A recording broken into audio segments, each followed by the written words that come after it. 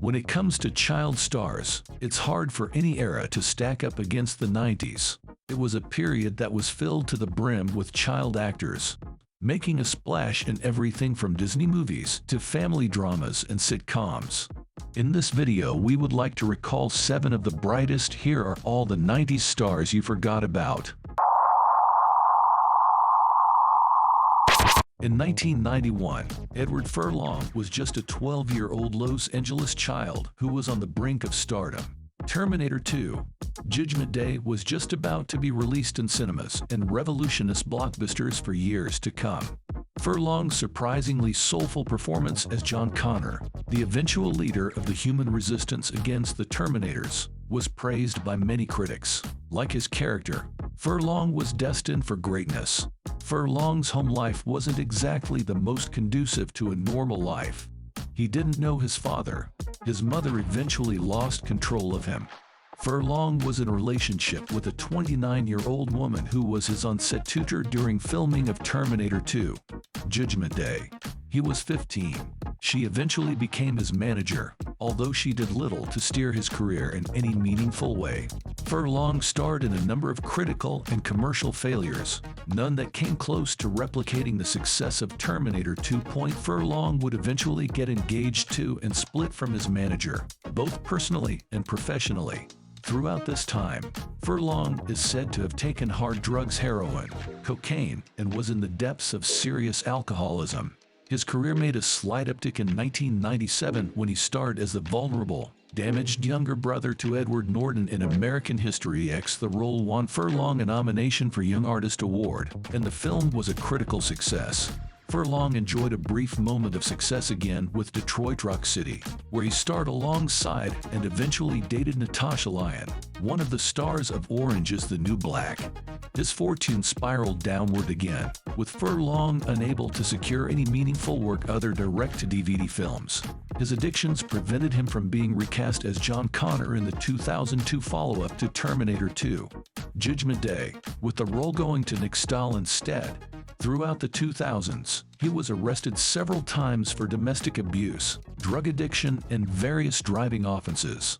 He's admitted publicly in court that he's completely broke. Now the actor is still trying to shoot in the movies, but most of these films we will never see. During the 1990s, Tatyana Ali was one of the hottest young stars on TV. Her role as Ashley Banks in the popular sitcom The Fresh Prince of Bel-Air turned her into a household name. During the show's run, many viewers felt like they got to witness Tatyana blossom from a child star to a talented young woman. When the show ended in 1996, many people were hoping to see more of Tatyana on their screens, but by the end of the decade, she has started to fade from the spotlight.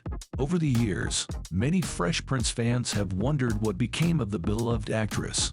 The good news is that she is still around and doing her thing. Alongside her acting career, Ali also successfully broke into the music world with a certified gold debut album, Kiss the Sky, in 1999.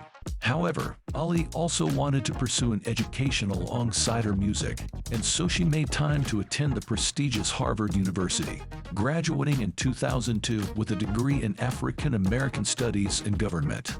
She has also continued to land recurring acting roles. Most movies are shown on television and are not very popular. Jonathan Lipnicki made his entertainment debut at just 5 years old, when he starred in Jerry Maguire alongside Tom Cruise and Renee Zellweger. Lipnicki's adorable voice, mannerisms, and blonde hair made him an instant scene stealer, which led to him starring in a whole spate of movies, from Little Vampires to Stuart Little. As a teenager, Jonathan took a brief break from acting, but eventually decided he wanted to keep pursuing his dream. However, as he returned to acting, Jonathan struggled to find work. At 19, at the one audition, the producer asked him why he looked different now. After the early 2000s, Lipnicki stepped away from blockbuster family films and instead switched his focus to voice roles and short films. He has also spent time training extensively in mixed martial arts, purely as a hobby and not with a mind to go professional. But he has said in interviews that he is not saying no to the idea of competing in MMA fights in the future. According to various estimates online, Jonathan Lipnicki now has a personal net worth of approximately $5 million. He has earned this money through his roles in film and television. As his career is currently undergoing a resurgence, it is likely that this is a figure that will rise over the coming years. It's understandable if you don't recognize her by name, but surely you'll be able to recognize her once you take a good look at her face. Ariana Richards is after all someone that managed to make a pretty decent reputation during her time on screen. Her bio lists her as still active in the industry, but it would seem that she hasn't participated in a movie or a TV show since around 2013. Her career was bound solely to Jurassic Park or not. It is true that she did kind of step out of the spotlight and took on a few lesser roles as time went on, but she didn't really disappear from the screen until several years back. She did manage to do something other than acting as she grew up and was able to graduate from Skidmore College. Not long after that, she started up a career as an artist, and for all intents and purposes has managed to do quite well. It would almost appear that Tatyana was one of the many kids that acted for a while, and then decided to step away for a while to get her life sorted out and decide what she really wanted to do. Going to college was likely one of the best decisions he's made in her career, since despite the fact that she played one of the more memorable characters in the original Jurassic Park, she still didn't do much after. Following all this, however, it does seem that she wanted a bit of quiet in her life, or she just realized that she wasn't getting many pots that were going to help her career, and took a different road that's been treating her quite well so far. Californian actor Michael Oliver was only 8 years old when he was introduced to audiences worldwide as Junior Healy, the adoptive son from Hell and Problem Child. Though despised by critics, the raucous 1990 comedy was a big enough hit for Oliver to reprise the role in 1991. Follow-up Problem Child 2, but this did not launch him to a long-standing career. After Problem Child 2, Michael Oliver seemed to vanish, yet it wasn't the last time he worked in Hollywood. In 1991, he starred on the sitcom Drexel's Class, as well as Platypus Man, another TV comedy. Later, he appeared in uncredited roles in films such as Forrest Gump and Eraser. In the later film, which was released in 1996, he played a Russian adolescent. Since then, he hasn't appeared in anything, but that's fine with him. He is happy with his life and grateful for the experience he had as a child. Not long ago, the actor divorced his wife after 3 years of marriage. The movie Curly Sue came hot on the heels of the popularity of Macaulay Culkin in Uncle Buck and Home Alone. Alisan Porter, who played the adorable 10-year-old orphan Sue, was just as feisty and fun as Macaulay's characters.